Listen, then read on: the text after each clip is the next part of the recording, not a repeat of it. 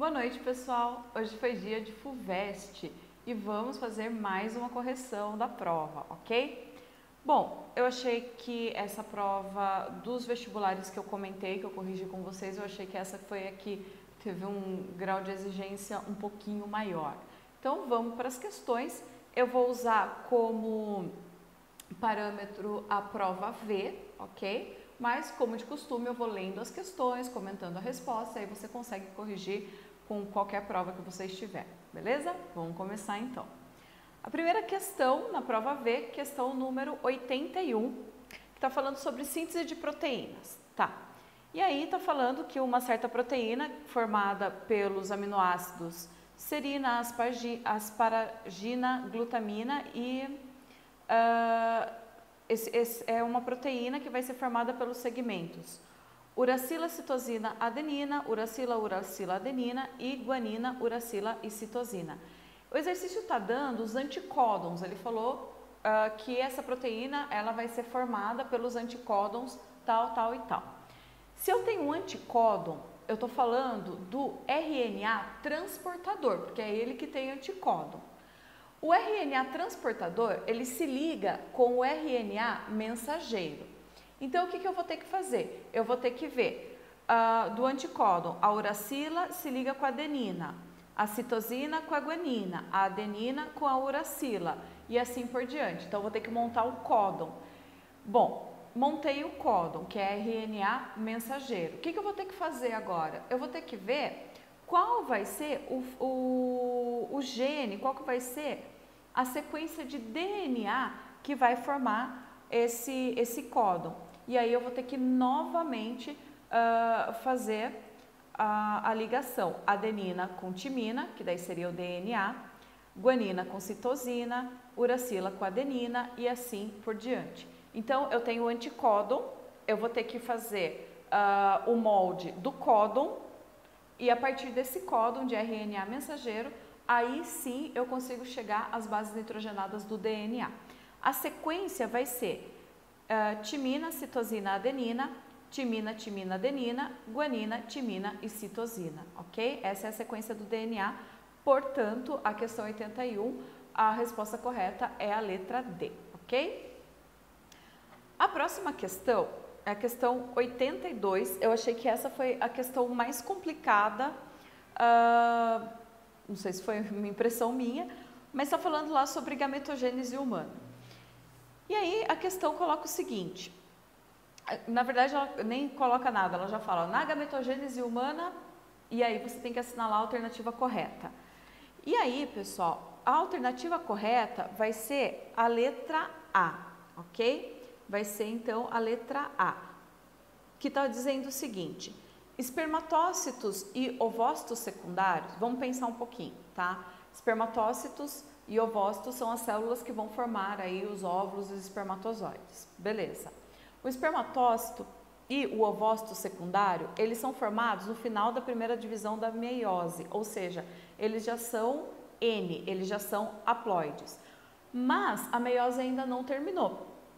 A célula é haploide, ela tem 23 cromossomos, porém esses 23 cromossomos, eles estão ainda duplicados, eles estão com as suas cromátides irmãs, tá? Então você tem cromossomos duplicados formando as cromátides irmãs, ok. Então tem quantidades de DNA, tá falando que esse ovócito e espermatócito secundário, que estão aí N, haploide, porém com cromátides irmãs, tem quantidade de DNA igual a de espermatogônias e ovogônias, respectivamente. As espermatogônias e as ovogônias são células que ainda não sofreram a meiose, portanto elas são diploides. Só que essas células, elas estão, os cromossomos, eles não estão duplicados. A pergunta é, a afirmação, na verdade, ela está dizendo o seguinte, eles têm quantidade de DNA igual, está correto. Por quê? Você tem na ovogônia 46 cromossomos, tá? E no ovócito secundário 23 cromossomos, certo? É a metade. Só que no ovócito secundário eles estão duplicados, eles estão com a cromátide irmã. Portanto, a quantidade de DNA, a quantidade de material genético é igual, ok? Estaria incorreto se estivesse falando que a quantidade de cromossomos seria igual. Aí não é, tá? Porque um vai ter 46, o outro 23. Só que eu tenho 46 cromossomos simples e 23 cromossomos duplicados em cromátides irmãs, ok, pessoal? Bom, então a questão 82, a alternativa correta na prova V seria a alternativa letra A, ok? Vamos para a próxima questão, 83. A energia entra na biosfera majoritariamente, né, predominantemente, pela fotossíntese, ok, né, pelos produtores aí. Por esse processo, aí olha só, a alternativa correta vai ser a letra A, que diz o seguinte: é produzido açúcar que pode ser transformado em várias substâncias orgânicas, armazenada como amido ou ainda utilizado na transferência de energia. Então, essa é a alternativa correta. Por quê? A glicose, que vai ser produzida aí no processo de fotossíntese pelos vegetais, ela pode ser armazenada como amido, que é a substância de reserva energética dos vegetais, tá? Ela vai poder ser utilizada também na transferência de energia dos diferentes níveis tróficos. A partir do momento que um consumidor primário se alimenta daquele vegetal, aquela energia vai passar a fazer parte daquele animal, daquele consumidor e assim por diante dentro de uma cadeia ou de uma teia alimentar, ok? Então, 83, letra A. Na questão 84, nós temos uma árvore filogenética que começa com o anfióxo, que é um protocordado, tá? Ele tem notocorda, ele tem o cordão nervoso, mas ele ainda não tem a formação de coluna vertebral, tá? Então, ele não é considerado um animal vertebrado, mas ele é um protocordado, ok? E aí, depois nós temos os diferentes animais aí, tubarão, pertencente ao grupo dos peixes, mas é um peixe cartilaginoso, sardinha, peixe ósseo, sapo, anfíbio, jacaré, é um réptil, né? Urubu, ave, canguru e cavalo, mamíferos, tá? Sendo o canguru um animal marsupial, tá? E o cavalo já é um placentário, um mamífero placentário. Então, olha só, sobre essa árvore filogenética, a questão é: a presença de notocorda, de tubo nervoso dorsal, de vértebras e de ovo amniótico corresponde respectivamente aos retângulos. Notocorda já surge no retângulo número 1, anfióxo já tem notocorda, ok? Tubo nervoso dorsal, também no número 1, porque anfióxo também vai ter notocorda, então ele vai ter a formação desse tubo nervoso dorsal, certo? Aí nós temos lá vértebras. As vértebras, elas surgem a partir do número 2, a partir dos animais do grupo dos peixes, no caso o tubarão é um peixe cartilaginoso, mas já possui vértebras, tá? Então, vai ser número 2. Ovo amniótico, ele surge a partir dos répteis, a partir do quadrado aí, número 5, do retângulo, perdão, número 5, ok? Essa característica é um dos fatores que fez com que fosse possível os répteis conquistarem o ambiente terrestre, a presença do ovo amniótico, que tem uma casca, tá? Uma casca calcária, e o âmnio que vai servir aí de nutriente para o embrião que está se desenvolvendo, ok? Então, a resposta aí da questão número 84 é a letra B, a sequência é 1, 1, 2, 5. Próxima questão, questão número 85. Bom, a questão número 85, ela está falando de osmose, tá?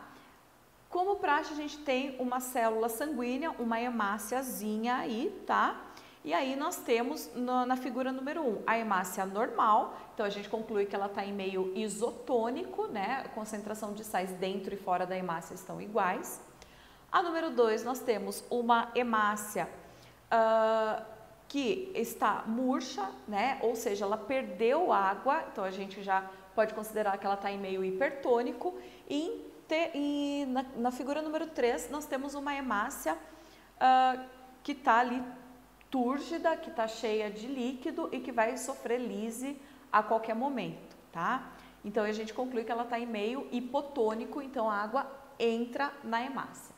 A gente sempre tem que lembrar que no processo de osmose, a água, o que a água quer? Ela quer diluir, esse é o objetivo de vida da água, diluir.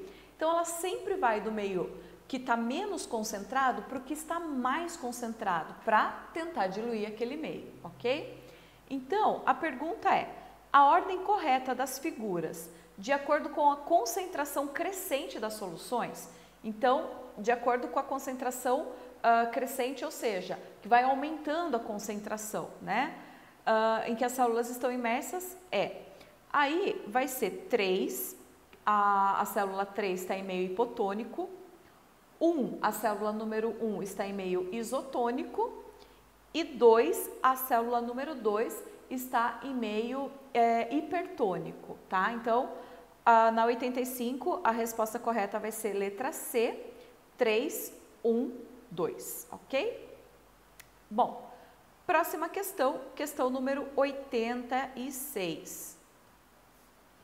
Certa planta apresenta variabilidade no formato e na espessura das folhas. E aí o exercício ele dá dois formatos diferentes de folhas, né?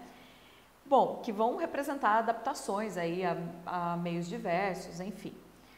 Bom, as variantes dos genes responsáveis pela variabilidade dessas características da folha originam-se por letra B, mutação. Gente, toda vez que você tem características que representam uma adaptação de um ser vivo, né? Aquela adaptação ela chegou ali e ela está presente na espécie por seleção natural, ok. Mas a gente tem que lembrar do princípio de tudo, né? Como que vai acontecer essa seleção natural?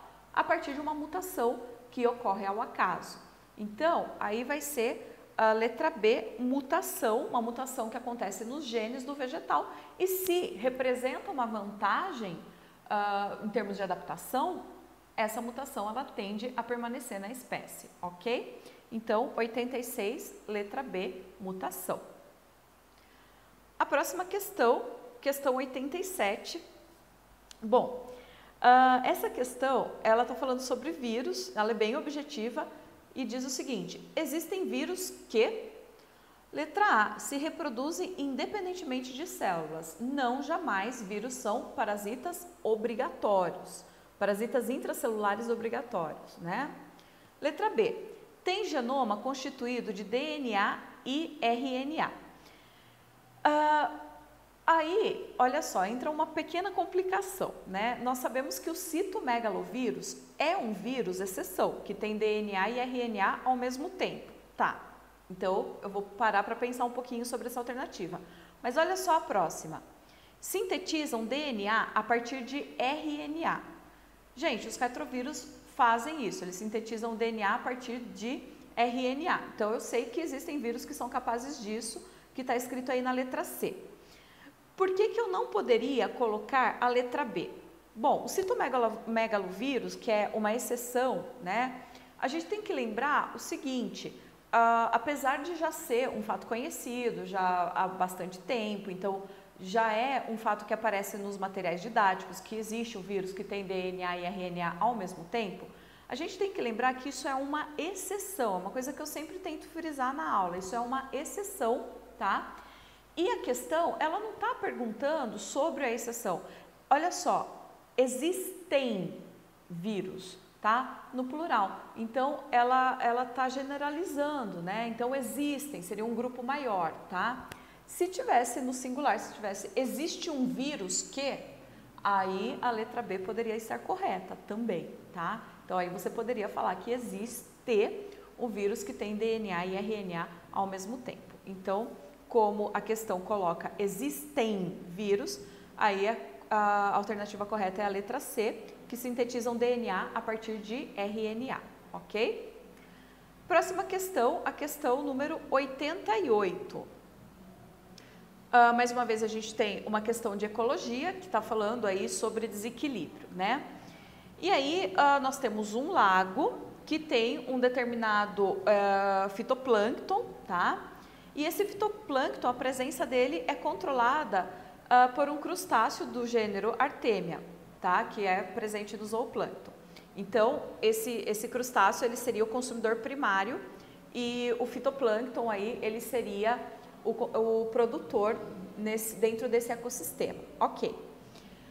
Graças a esse equilíbrio, a água permanece transparente, tá? Depois de um ano muito chuvoso, a salinidade do lago diminuiu, o que permitiu o crescimento do número de insetos do gênero Trichocorixa, predadores do Artemia. A transparência da água do lago, então, diminuiu. Considere as afirmações. 1. A predação, né, o inseto predando ali o crustáceo, provocou o aumento da população de produtores. Sim, está correto. Por quê? Como houve a queda do consumidor primário, o que aconteceu? Aumentou o número de produtores, então tá certo. 2. A predação provocou a diminuição da população dos consumidores secundários. Está incorreto. Por quê? O consumidor secundário, no caso, é o inseto e a predação ela está diminuindo o número de consumidores primários. E 3. A predação provocou a diminuição da população dos consumidores primários, também está correta, ok? Então estão corretas as afirmações 1 e 3. Sendo assim, a alternativa correta da questão número 88 é a letra D, ok? Bom, vamos para a questão número 89. Eu tenho lá, então, uma questãozinha aí de botânica. Estão listados abaixo grupos de organismos clorofilados,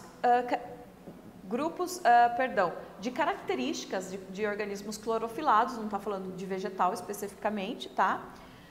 E as características que os distinguem.